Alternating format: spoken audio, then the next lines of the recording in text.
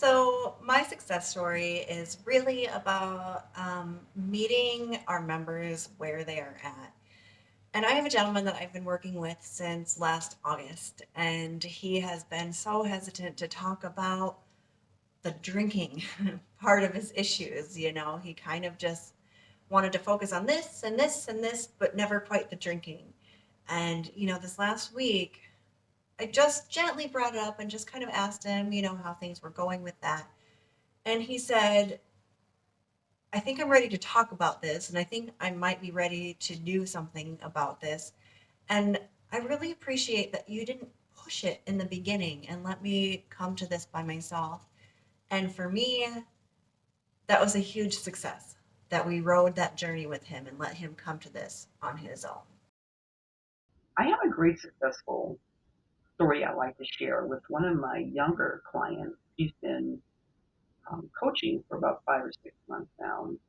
She is young. She's 21 years old, and she works in the food industry, which is just rampant with drug and alcohol misuse. She also just went through a breakup with her boyfriend of 6 months, and it pretty hit her pretty hard. We had a conversation about practicing more conscious awareness and being mindful and understanding that her thinking is what leads to the drinking. She did report to me that by her taking the time to understand how she responds to her thoughts has been a move forward. And so at least now she's allowing herself to understand that if she can just be more mindful before drinking or having a relapse prevention plan, it's been a success.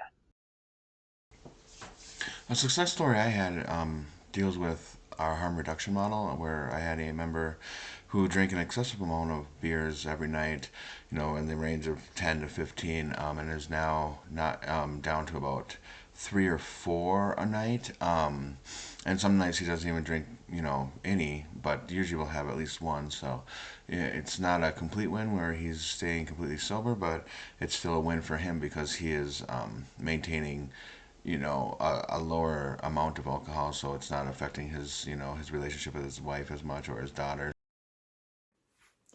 I have a member that I've been working with for about the last 6 months, and she has done a fabulous job. She has worked through a lot of guilt, shame, and regret.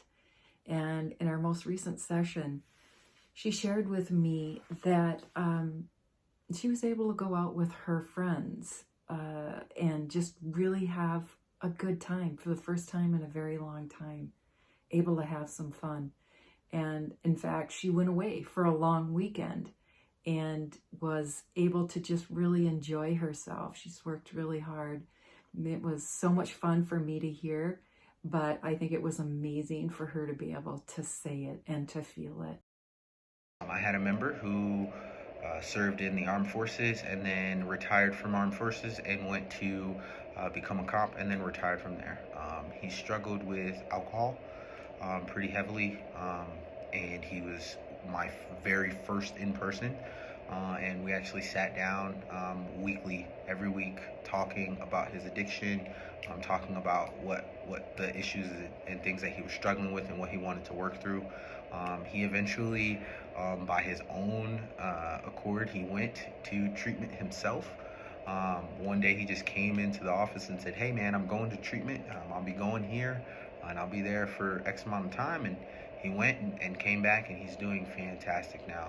He's really thriving and handling and managing his wellness, and it's just a great example of how we handle addiction.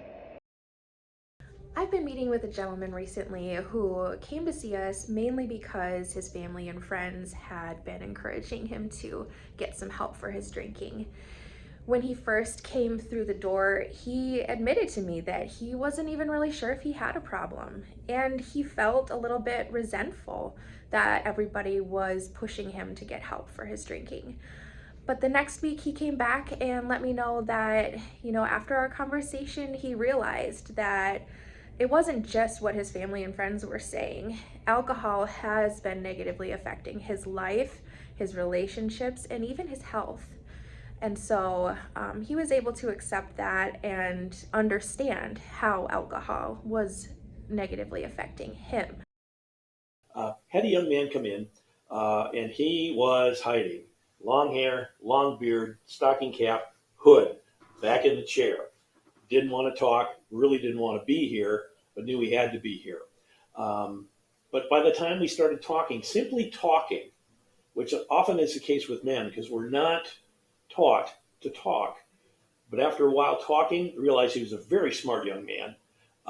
He cut the hair, trimmed the beard, great parent, great father, and has even started his own lawn care business now. And it's doing really great. In fact, he's doing so great that he doesn't have a lot of time to come see me. And I miss him because he's quite a character. He's really an interesting young man. So there's one of my success stories at Face It Together. Thanks for listening.